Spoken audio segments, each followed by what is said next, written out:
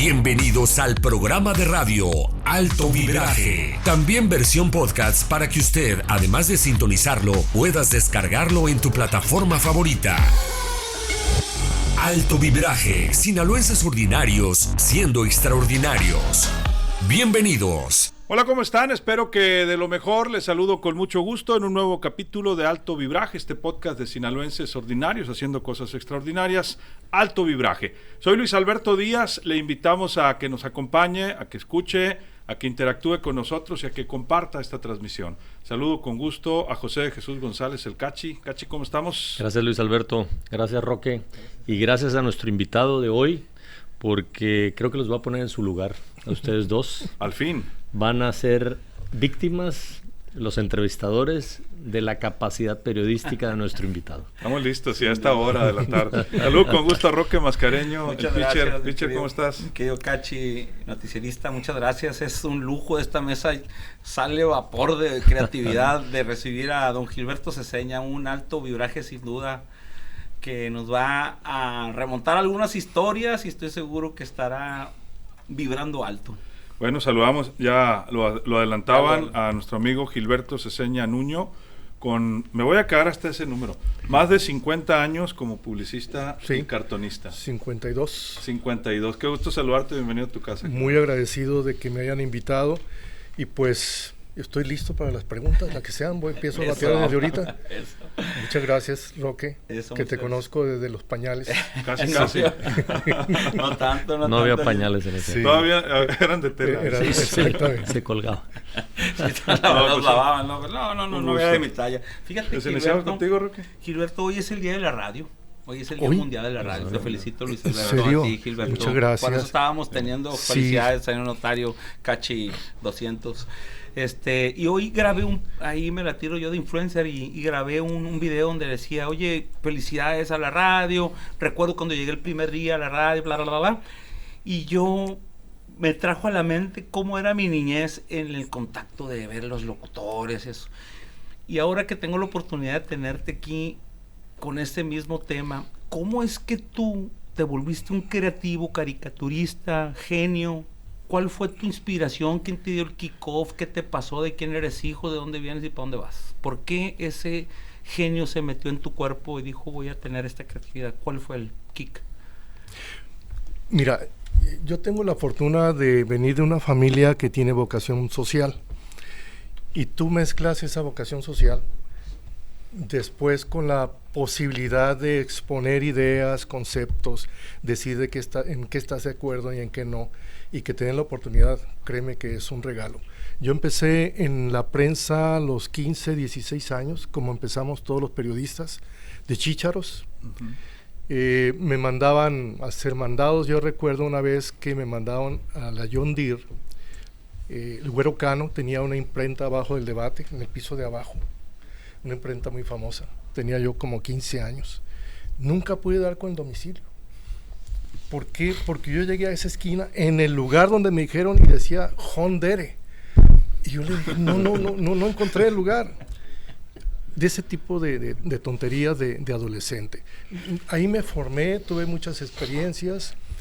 Ahí me gustaba mucho el dibujo. Me encantaba dibujar, copiar. Practicaba muchísimo, era muy buen dibujante, porque cuando haces un trabajo académico y luego brincas a la caricatura, se deforma el trazo. Para poder hacer caricatura, primero tienes que saber dibujar muy bien, es una paradoja. Para poder llegar a estilizar el trazo, primero tienes que saber dibujar, no llegas a hacer monos chuecos desde el principio. Todos los grandes cartonistas son grandes dibujantes, grandes pintores. Algunos estudiaron en Bellas Artes, en fin.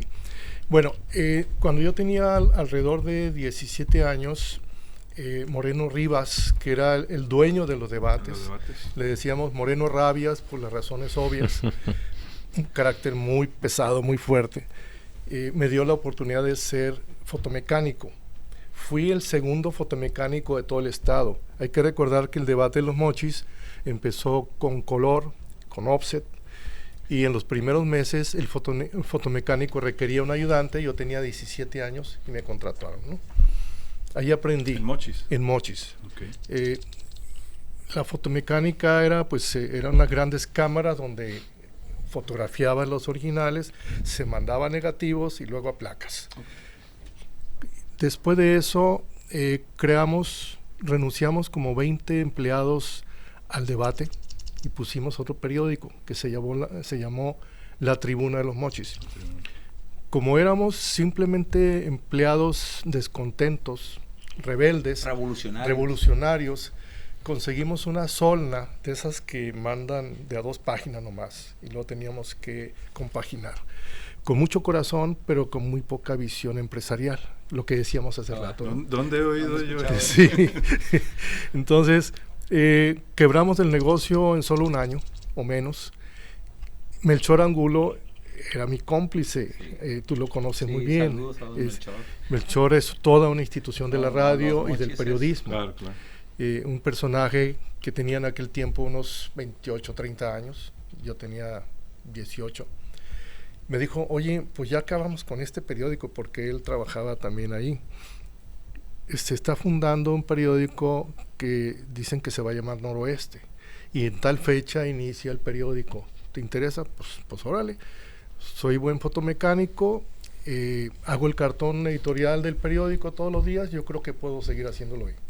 Y me vine, y el día de la inauguración estuve aquí, no participé porque era todavía el evento formal, la parafernalia, la farándula. Conocí a los grandes personajes del periódico. Ahí conocí a Patricia, mi esposa, porque cuando yo llegué y ve ese resplandor del príncipe azul, que era yo, recién llegado de los Mochis, claro. que ya ves, ya ves cómo somos los de Mochis. No necesitamos decir que venimos de Mochis. Se notaba muchísimo. Sí. Y luego con mi pedigrí de acta de nacimiento de Mochis. Y todo el capital acumulado todo. En el proyecto anterior. Pues nos quedamos impresionados, ¿no? Lo demás fue ya un trabajo de insistencia. Me dijo Silvino Silva, ¿y tú qué sabes hacer? Bueno, pues soy dibujante publicitario, hago cartón editorial, sé de fotomecánica. Pues quédate porque no tenemos dibujante publicitario. Y me quedé. Y me dio la oportunidad de suplir a un cartonista que eventualmente mandaba cartones, que no tengo ahorita en la cabeza, pero a la semana ya me quedé de planta. En Mochis, el gran personaje era Maguerrera. Maguerrera era un personaje, un ídolo de todos. Era el cartonista. Era el cartonista de los Mochis. Sí, porque era lo más leído del periódico. Pues el cartón, tú sabes que es una editorial simplificada para que en un vistazo la entiendas. Bueno, Maguerrera empezó a fallar y me dijo Lorenzo Valdés, otro gran personaje del periodismo, pues si quieres, empiézalo a suplir cuando él no viene. Y es como en el Debate de los Mochis, empecé ahí a los 17 años. Una de mis manías, que es de las pocas manías que me dejan algo, es la lectura. En Mochis yo leía el periódico El Debate desde que tenía 13, 14 años. ¿Por qué? Porque a mí me interesaba lo que pasaba en mi comunidad, escuchaba los mensajes, las pláticas de mis ancestros viejos, que hablaban de las cuestiones sociales, de la responsabilidad social. Ellos eran socialistas, pero un socialismo de los años 50, 60, que era más congruente, no como el de ahorita, y luego hablamos de eso. Y eso influyó. Lorenzo Valdés era, como Adrián García Cortés, grandes maestros del periodismo. Entonces yo me acerqué a Adrián, a Lorenzo, inclusive a Melchor Angulo, y a otros más, y les aprendí la esencia del periodismo. La esencia del periodismo no es académica, es de seguir los pasos de alguien que hace las cosas correctas en periodismo, es el deber ser del periodismo. Y el deber ser del periodismo, y tú lo sabes, no te lo enseñaron en la escuela. Tú lo vives aquí, lo están viviendo ustedes aquí con esto, porque dicen, estoy aprendiendo, ¿no? Claro. Bueno, pues esto no aparece en la escuela. Lo que yo aprendí no fue en la escuela. En aquel tiempo no había escuelas de comunicación ni de publicidad. Por lo tanto, yo tuve que aprender publicidad y comunicación en la práctica, que a veces es mejor y a veces no.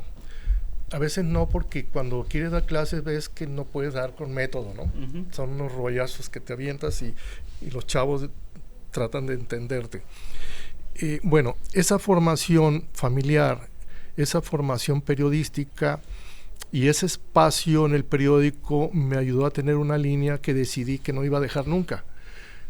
No dejar nunca, ¿en qué sentido? Cuando yo escuché la visión y misión de Manuel Cloutier, y del resto de los socios, y dijeron, nosotros vamos a tener un periodismo de este tipo, autónomo, independiente, que cuestione la autoridad cuando no tiene la razón, que apoye inclusive a la autoridad cuando la tenga, y vamos a trabajar en pro de la democracia. Yo se lo compré. Yo dije, yo quiero de esto. Y si voy además a ganar dinero, pues mejor, ¿no? Eso hizo que lo tomara como una especie de proyecto de vida. Cuando tu carrera, tu oficio, lo conviertes en proyecto de vida, puedes llegar a trabajar en eso 20 o 30 años. Y después de 30 años, aprendes el oficio.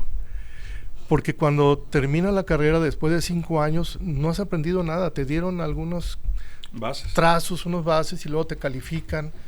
Y a los 5 años, pues ya estás desfasado, ¿no? Sí. Pero en Japón, por ejemplo, un tesoro viviente es alguien que tiene 40, 50, 60 años ejerciendo un oficio hasta que llega a la maestría. Y uno puede entender el periodismo después de 30 años de estar insistiendo, porque te conviertes en el periodismo. No eres un periodista, eres el periodismo a través de un ser humano.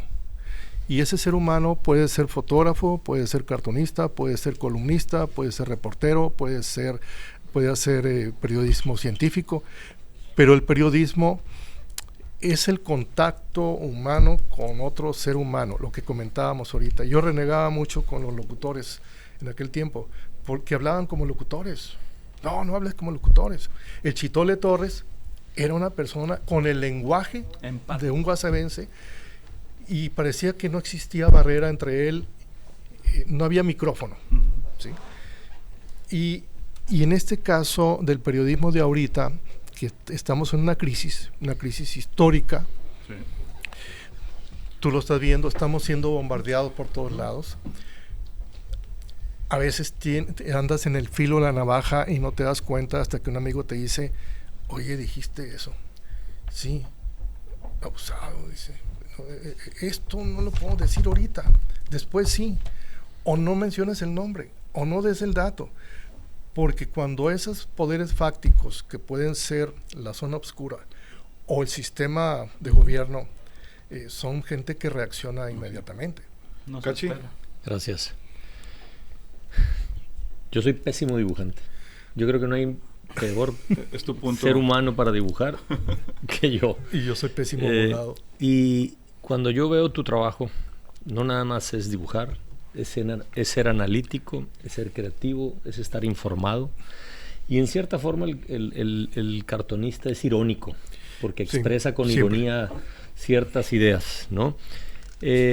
Yo te veo a ti como un hombre que has siempre tratado de ser honesto. Gracias. Desde que te conozco, así te veo y así te conceptualizo. Y tú decías ahorita que es un proyecto de vida, tu trabajo. Pues yo creo que el proyecto de vida que tú tienes es tratar de ser honesto en lo que haces. Gracias. ¿Qué tan difícil es para ti hoy periodismo, honestidad, proyecto de vida? Gracias por lo de honesto, pero es parte del compromiso. Si no eres honesto, no te van a creer. Y el día que a un periodista no le creen, ese día se acabó su trabajo. Puedes tú ser periodista durante muchos años siempre y cuando tengas seguidores que te crean. En este caso, si eres reportero, pues tienes que no usar adjetivos. Decía Adrián García Cortés, es pecado mortal que un reportero use adjetivos. Di lo que sucedió, pero no reflejes tu opinión. Después de reportero sigue el trabajo editorial, que es alguien que genera opinión, ¿sí? Provoca opinión, y ahí sí hay posiciones personales, pueden ser ideológicas, de partido o de intereses, ¿no?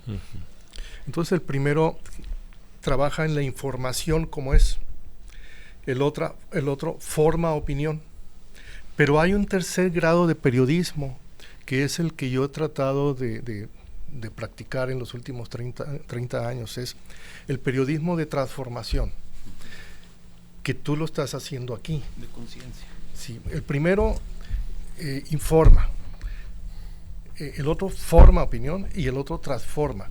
El que transforma es aquel que ya tiene una influencia en la comunidad, en que tiene un peso específico en el comentario, en la opinión, y que se convierte en referente. Ahora, mi trabajo no consiste en ser periodista. Yo trabajo en eso 1 hora y el resto trabajo para vivir, valga la redundancia. Sí. No me quejo, el periódico me da ingresos dignos, pero no son suficientes para una vida de otro tipo, ¿no? Entonces yo he sido publicista mucho tiempo, ahí es donde hice mi patrimonio, y el periodismo ahorita me da satisfacciones, me ayuda a generar esas transformaciones de las que hablamos, ¿no? Finalmente, lo que tiene un periodista no es más que eso, su credibilidad, porque sin credibilidad pues no te sintonizan. Siempre, a ver, ¿a quién le voy a escuchar? ¿A quién le voy a hacer caso? Pero cuando tú tienes este público, ya tienes en ese momento una responsabilidad. ¿Qué hago con esta gente? Nomás la voy a informar o la voy a llevar hacia un lado, hacia un lugar. Entonces estamos hablando de otra cosa, estamos hablando de que tienes una responsabilidad por tu capacidad de transformar conciencias. En el caso del cartón, que me dicen, oye, ¿cómo le haces para que se te ocurran cosas? Para mí no es problema, es como reflejo condicionado. Leo una noticia, inmediatamente la llevo al absurdo, que es muy fácil, y ahí sale el cartón. Una cosa es una metáfora, otra cosa es una ironía, otra cosa es un sarcasmo, pero el absurdo es lo que genera humor, como los chistes de Wasabi. Los chistes de Wasabi son absurdos. ¿Los son realistas? Sí, están copiados al carbón de la identidad. Es un tema. Es un tema. Vamos a aprovechar para hacer nuestra primera pausa y seguimos con Gilberto Ciseña.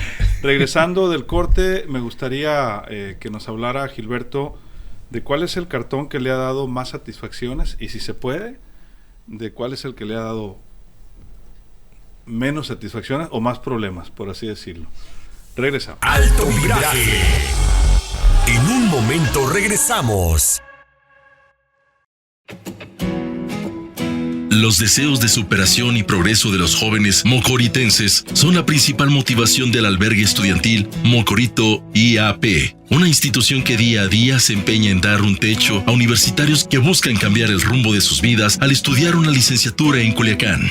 Sé parte de su desarrollo. Requerimos de tu ayuda para el mantenimiento de las instalaciones del albergue. Con tu aportación podremos darles la bienvenida en un espacio digno. Dona hoy y sé de las manos que ayudan a más estudiantes. Súmate para que vibremos juntos.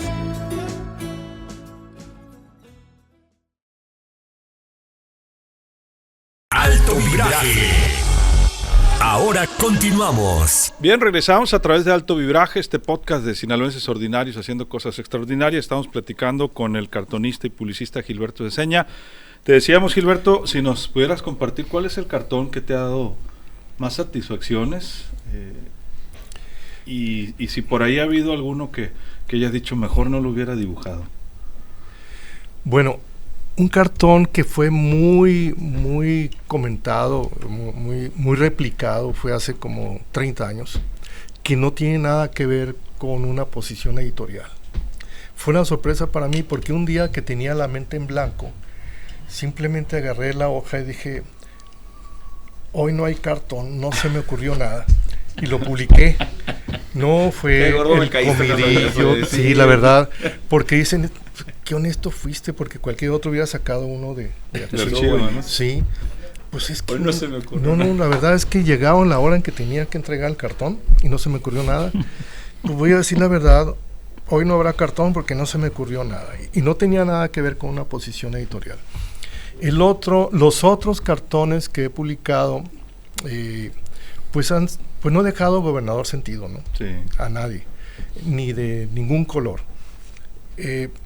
Unos con Toledo Corro era una persona especial y llegó a haber problemas pero se quedaron en el intento por parte de personas más papistas que el Papa, ¿sí? En una ocasión se me ocurrió nomás revisar las llantas y traía los birlos sueltos. ¿De tu carro? De mi carro. En otra ocasión tenía yo seguimientos. Nunca pude comprobar que haya sido él, pero tenía un personaje ahí, él de brazo derecho siniestro, Atalo de la Rocha, ¿se acuerdan? Claro. Siniestro. Nunca voy a poder comprobar si él tenía tratos con el narco, ¿no? No lo puedo comprobar. Pero sí era un tipo de cuidado.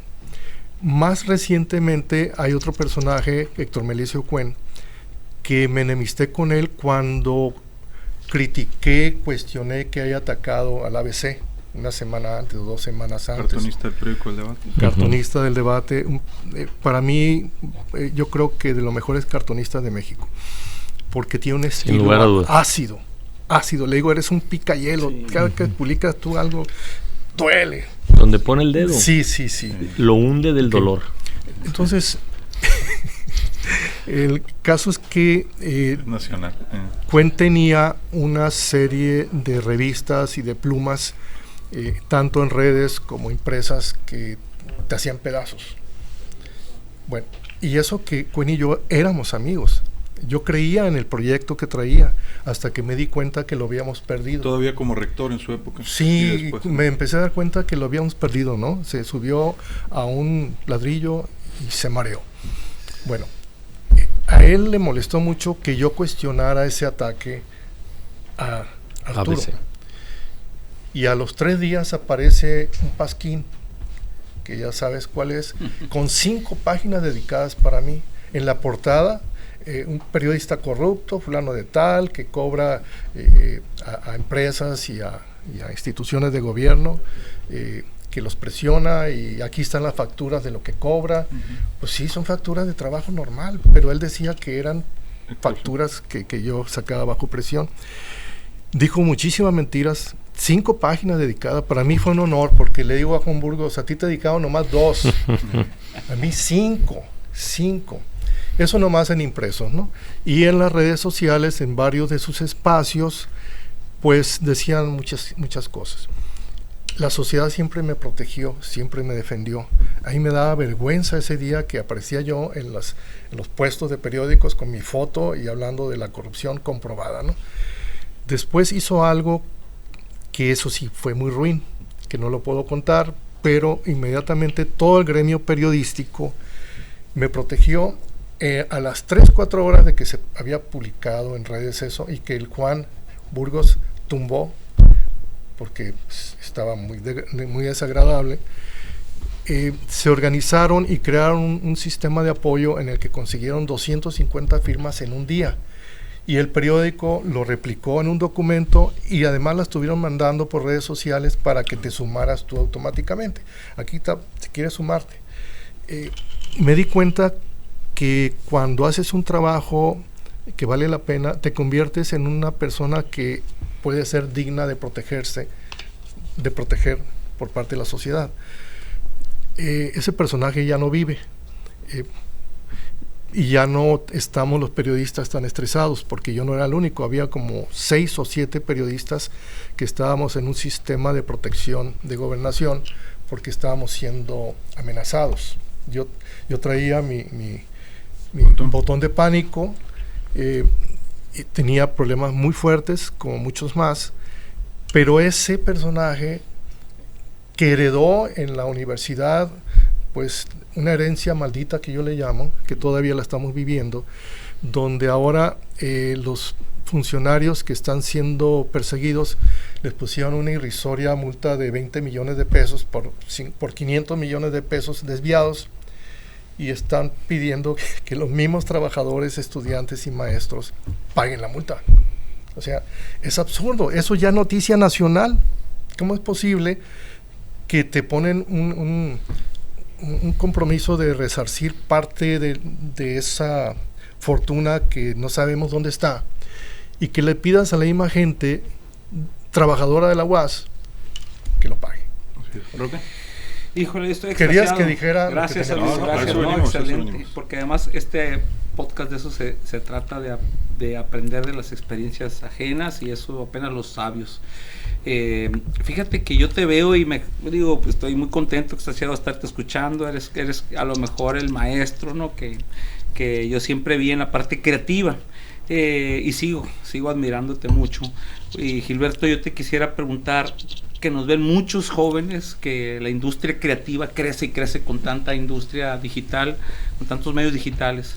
¿Cómo alguien que siente que es creativo y con su forma peculiar de ser un creativo puede generar lana con la creatividad? ¿Cómo puede darse cuenta que eso puede darle el modus vivendi? Porque yo recuerdo que el creativo por lo regular era como muy poco valorado, poco pagado. ¿Sigue siendo esto? ¿Y cómo puede ser una persona creativa, sí, pero pues, generar dinero?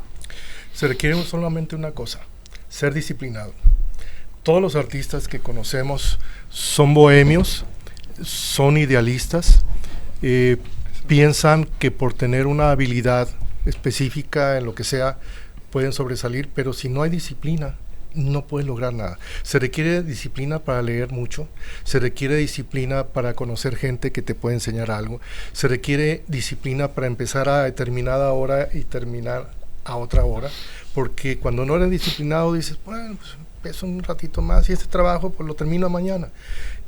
Y yo conozco a mucha gente muy talentosa que no tiene la fortuna de ser disciplinada, y yo me quedo admirándolos, aprendiendo de ellos.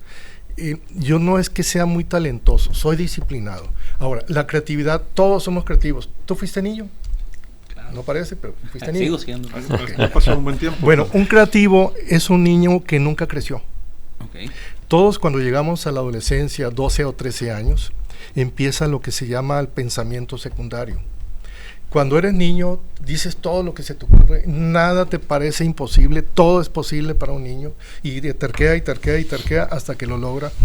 Tiene muchísima imaginación, pero cuando llegas a los 12, 13 años, viene lo que se llama también miedo al ridículo. Y el pensamiento secundario te para y dice, hey, vas a cometer una tontería, no lo digas. Y tenías una buena idea. Tenías una buena propuesta, pero te abstuviste, y eso se convierte en parte de tu naturaleza.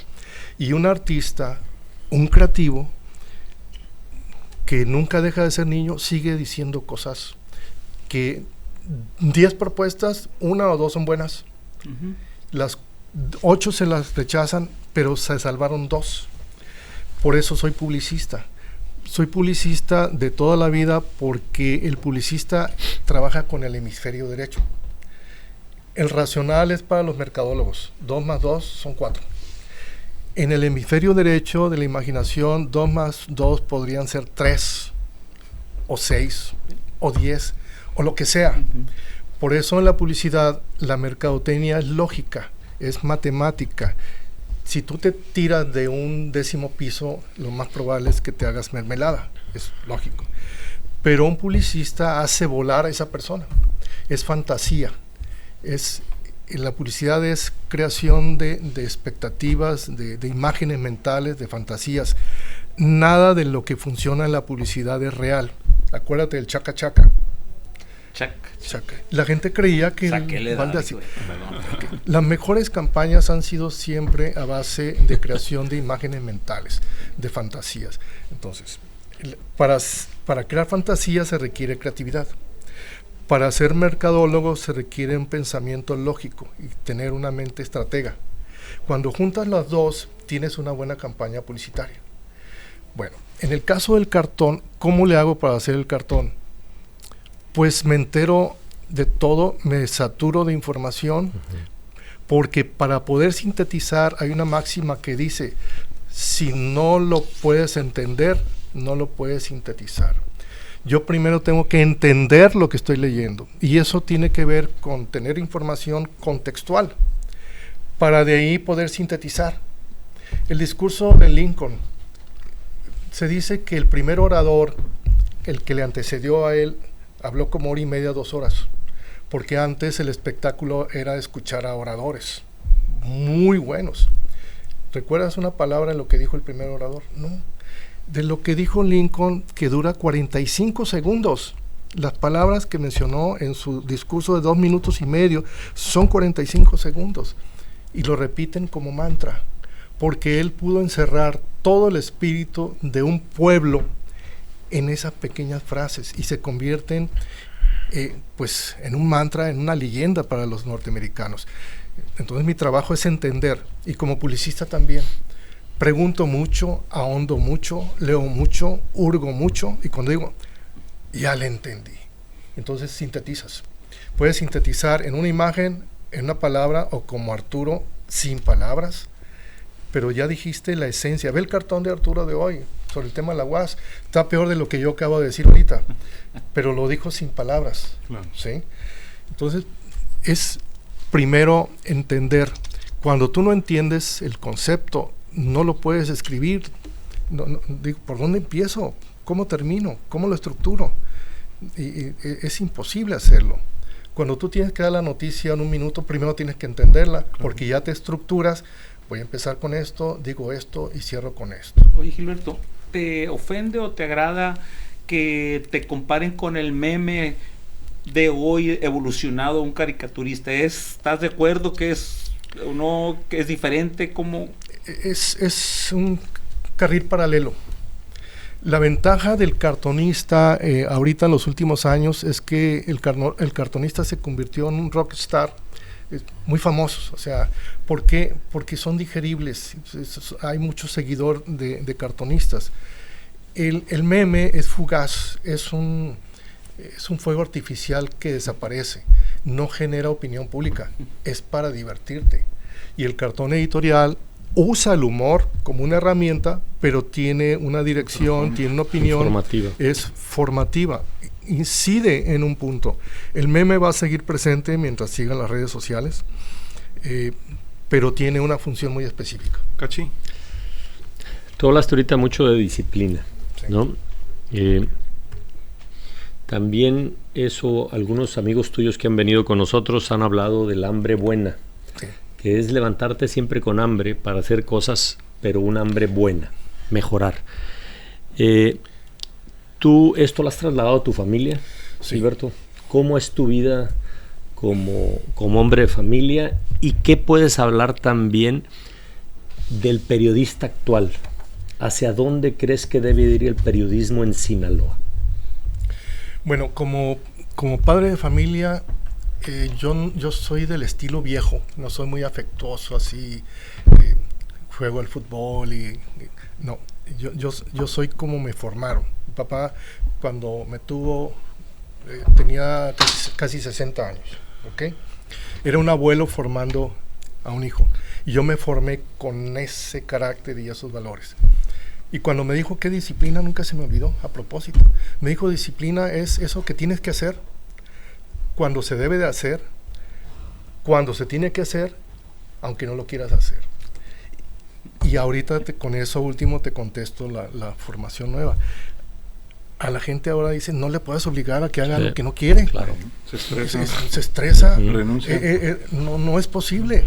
Ni como padre, ni como empleado, ni como nada. Él sabrá. ¿Cuándo y cómo? Pero entonces es como si tuvieras una carrera donde cada uno sale a la hora que quiera. Y no lo puedes medir porque no sabes, uno salió antes y uno después. Para eso debe haber disciplina. El periodismo de ahora le falta disciplina, le falta trabajar para una causa. El periodista debe trabajar para una causa, sea la que sea, porque si trabajas nomás para un trabajo, siempre vas a buscar un mejor trabajo. Y se califica en función a lo que te pagan, ¿ok? Mejor trabajo significa trabajar menos y ganar más, que cada día es más difícil. Pero cuando trabajas para una causa, con un propósito, así como este programa tiene un propósito, entonces hay un compromiso mayor en el tiempo, en la calidad y demás. La mayor parte de las empresas cuenta con empleados que no trabajan para una causa, trabajan para una empresa que a veces la empresa no es empática con el chavo, ¿no? Ahorita el problema con la última generación es que no hay lealtad, no existe lealtad, ni a la empresa ni a la vocación. ¿Y cómo puedes llegar a perfeccionar tu trabajo si a los 5 años cambias de oficio? ¿Cuántos años tienes de periodista? ¿Yo? Sí. 26. Ahí está. Casi aprendes periodista. Ahí la Casi llevaba bien. Sí. Ya lleva las 10,000 horas de vuelo. No, es que para poder entender, así como decía, entender a través de la información, entender tu oficio, tienes que haber pasado por muchas experiencias buenas y malas, hasta que dices, ya le entendí. Ahora ya sé lo que quiero hacer con mi trabajo periodístico, y lo enfocas a una causa, ¿sí? A veces de tipo ideológico o de lo que tú quieras, pero trabajar para una causa es lo que te garantiza la permanencia, la disciplina, la entrega, la lealtad, y eso que le llaman valor, que dicen, ¿por qué haces esto? ¿Te va a pasar esto? ¿Tienes miedo? No, nunca pienso en eso. Yo estoy haciendo eso porque creo en esa causa, porque creo que estoy haciendo algo que vale la pena y que ayuda a otros. Por eso participo en mis tiempos libres, que no son muchos, en causas sociales, y ahí meto lo que me sale bien, que es la creatividad. Vamos a hacer una pausa, aprovechamos, seguimos con Gilberto Ceseña en Alto Vibraje. Regresando al corte, queremos que nos platique también de su trabajo como publicista. ¿Cuál ha sido el proyecto que más, digamos, lo ha sensibilizado, le ha gustado y ha tenido mayor impacto social? Regresamos. Alto Vibraje. En un momento regresamos. Muchas gracias por estar sintonizando Alto Vibraje, el podcast de sinaloenses ordinarios siendo extraordinarios. Gran idea donde el Cachi, José de Jesús, Luis Alberto Díaz, el noticierista, y el pitcher, su servidor Roque Mascareño, hemos creado esta idea de Alto Vibraje, el podcast de sinaloenses grandes aportando sus experiencias, sus anécdotas, sus vivencias de sus empresas y de sus familias. Esto hace que usted y yo podamos aprender de manera más directa, más vivencial, más humanamente. El podcast que además tiene causa, y la causa se llaman las instituciones que tiene la Junta de Asistencia Privada, que atienden a grupos más vulnerables en nuestro querido Sinaloa. ¿Le gustaría a usted aportar y sumarse a las instituciones de la Junta de Asistencia Privada? Es fácil. Solamente deposite a los números que aquí en pantalla aparecerán y su depósito será íntegro a las instituciones que más te necesitan. Cabe señalar que todo lo que se monetice digitalmente en este podcast será 100% para la institución que el entrevistado asigne. Alto Vibraje. Gracias por sintonizarnos.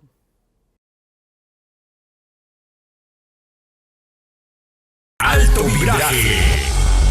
Ahora continuamos. Bien, regresamos en Alto Vibraje, este podcast de sinaloenses ordinarios haciendo cosas extraordinarias. Estamos platicando con el cartonista y publicista Gilberto Ceseña. Te preguntaba, Gilberto, antes del corte, en el tema publicitario, ¿cuál ha sido el trabajo que más te ha llenado, que más ha trascendido en tu entorno? Bueno, en el 77 hubo una guerra publicitaria entre Ley y MZ. Fue una locura. Yo era gerente de publicidad de MZ. A veces Marco Antonio Zaragoza se ponía nervioso, no se escuchaba y le decía, contrata otras 20, 30. Contrataba hasta 150 spots diarios. No, mucho más, como 50 por radiodifusora. Sí. Qué chulada, ¿no? ¿Cómo no trataron estos tiempos? Sí. Oye, ¿por qué no empiezas una guerra entre dos empresas? Por favor. Duró 2 años, pero hubo muchísima contratación en prensa, en radio, televisión, y luego la subimos a otro nivel. Del otro lado estaba Alejandro Sánchez como asesor de Ley. ¿De Ley? Ah, mira. Era una guerra entre los dos creativos. Y hicimos muchísimas cosas. El siguiente nivel fue incrementar la calidad de las campañas. Y ahí empecé a contratar artistas, a grabar en Telerrey, en Monterrey, grabar en Canal 58 con grandes actores, locutores. Ahí aprendí radio, aprendí televisión, aprendí publicidad por la mala, o sea, a fuerza, ¿no? Y por la presión. Por la presión, y tenía un buen asesor que se llamaba Jesús Cantú, publicista de Monterrey. Sí, claro, yo lo conocí. Tú lo conociste, excelente. Después hubo muchas campañas, pero hubo algunas que fueron emblemáticas para mí por el gran impacto. Martín Pacheco se acercó con 2 personas porque Manuel Páez había visto nuestro trabajo en la UNPH y le dijo a Martín, Ceseña el que te puede ayudar a eso, Martín quería convencer a los sindicatos de que le soltaran el dinero a los secretarios del sindicato para que él lo administrara y convencer a todos los socios. Llegaron, me dijeron, Gilberto, ¿nos puedes ayudar con esto? Ah, caray, le dije, que los líderes sindicales suelten el dinero para que tú lo administres y ellos ya no van a tener poder. Sí. Bueno, ok, me gusta el reto. Y inicié un proceso de comunicación en el cual creé un malo, el Cordero de Dios que quita los pecados del mundo. Se llamó Juan Bolas. Y Juan Bolas era rata, era mal administrador, era el amigo de los líderes sindicales, era el malo, era el que hacía quedar mal al líder sindical por los malos manejos. El pobre líder sindical. Pobre líder sindical. Y ahí fue la propuesta de un sistema que decía Martín, dame 100 pesos, yo genero 30, me pagas con 10, te quedas con 20 de utilidad y vamos a empezar a hacer todo lo que ya saben. Bueno, logramos a través de comunicación y el don de gente de Martín, que el sindicato más, iba a decir desmadroso, pero ya lo dije, más difícil del país, donde no había democracia, donde no había equidad, donde los líderes hacían lo que querían, yo te doy esto, me das esto, el dinero lo empezó a administrar el maestro, de forma muy profesional, porque les enseñaron administración. Ahorita ellos, por ejemplo, el centro de convenciones, con la mano en la cintura, le dijeron, ¿cuánto es por esto? 500 millones. A ver, tú, métele 500 millones de pesos. Ahora son inversionistas sí. de inmuebles el CENTE, ¿no? Estamos hablando. Hay 11 fideicomisos con bastante capital, han generado muchos beneficios para los maestros. Y todo nació a través de un sistema de comunicación en el que pudiste venderle beneficios. Nunca criticamos. Puro beneficio, a base de puro beneficio, Martín logró algo que yo creía imposible. Otra cosa que parecía imposible fue el proyecto Tres Ríos, ahora Desarrollo Tres Ríos. Como la Bastida confiaba mucho en mí como comunicador, me dice, me vas a ayudar a vender todo esto. El reto es que se vendan 220 pesos el metro cuadrado porque es el costo del proyecto. Tú te encargas de darle valor agregado, dar información, bajar las preocupaciones de la gente, etcétera. Llegó a comprarse hasta en 1,000 pesos el metro cuadrado de alguien que se fue con la finta. El promedio de venta fueron 600 pesos por metro cuadrado, o sea, con un margen utilitario. Todo gracias a un sistema de comunicación. Porque era muy polémico ese proyecto, ¿te acuerdas? Sí, muy polémico. Y ve lo que es ahora, ¿no? Lo que es ahora. Y dibujamos la parte aspiracional. Uno de los mensajes era una especie de tucsoncito. Esto va a ser el proyecto Tres Ríos, lo que es ahorita ahí el fórum y demás, que rebasó esa expectativa. Pero ¿qué es lo que creamos? Una expectativa, un conejo que perseguir. La gente digo, a esto sí quiero, esto sí lo persigo, a esto sí le entro. El desarrollo Tres Ríos, un fraccionamiento que está por la orilla, y se vendió en 2 días por la expectativa. Claro. Te puedo contar de más proyectos, pero la base fue vender beneficios, no pelearte, tener una narrativa. Ahora le llaman tener una narrativa. Pues yo les decía, hay que crear una narrativa. Cuando la Bastida se enojaba porque alguien le sacaba de quicio, me hablaba Nacho Lara y me decía, Gilberto, el patrón ya quiere publicar mañana, va a recibir a la prensa. No, que no se pelee. Va a haber mucho de esto. La gente se va a dar cuenta al final de que no era malo, de que es bueno. Y así fue. Tuve la fortuna de ganar el primer lugar nacional en creatividad del periódico Novedades en el 81. Participaron 250 agencias nacionales e internacionales. Hubo 3 lugares, color, otro que no me acuerdo, y blanco y negro. Yo gané el de blanco y negro. No había segundos ni terceros lugares, nomás primer lugar. Imagínate. Salí en Televisa, en entrevistas y todo eso. Y de mochis aparte. No, es que eso cerca de Guasave, ¿no? No, cerca de Guasave, pues sí. Imagínense. Mi hermano me habló de Colima. Gilberto, te acabo de ver en la televisión. Es un premio que gané nacional. Sí. La ventaja de ser emoji, ¿no? Para nosotros es algo normal. Pariente Mizacate. Oye, estimado, ahorita que te escucho, me acordé de esa caricatura, de ese video, a lo mejor tú lo bailaste mucho, Cachi, ese Take On Me, que iba como dibujando en el video y iba cobrando vida en la caricatura, vida, y él se convertía como en el video de la canción. A ver, otra vez cántalo porque no me acuerdo. Take on me. Ah, sí, claro, con esa voz ya cualquiera. Sí. Exactamente. Bueno, ese efecto iba como tomando vida, lo que el caricaturista iba. Si tú ahorita, con tu poder de crear, pudieras dibujar algo que tomara vida y que nos ayudara a Sinaloa para mejorar lo que está pasando, ¿qué dibujarías? Una semilla. Lo que necesitamos ahorita es crear la que yo le llamaría la generación semilla, la nuestra. Digo, la nuestra ya se moló, la siguiente. Porque para poder transformar la sociedad tiene que haber una transformación de conciencia. Y nosotros ya... Quiere decir que no estamos muriendo. No tenemos lucha, es muy difícil que cambiemos. Sí. Vamos a cambiar a través de los hijos y los nietos. Entonces, ¿qué quiere decir? Tenemos que crear un sistema educativo diferente, ¿sí? No el oficial, es un sistema alternativo de educación, porque si no llenamos la mente y el corazón de los chamacos de otras cosas, ya sabemos cuál va a ser el camino. Para mí es invertir primero en esa semillita, en esa semilla de mostaza, porque va a ser un gran árbol. Ahora, tú sabes que los árboles crecen para los dos lados, la mitad del árbol crece para arriba y la mitad del árbol crece para abajo. Esa parte que no se ve es lo que nutre al árbol, es lo que hace que tenga sustento, es lo que hace que tenga una vida de largo plazo. Y en esa inciden los medios de comunicación, sí. No la de arriba. Lo de arriba es el fruto, es el resultado de esa generación. Se va a nutrir de lo que escuche, de lo que lea, de lo que vea, tanto de la familia como del medio de comunicación, del entorno.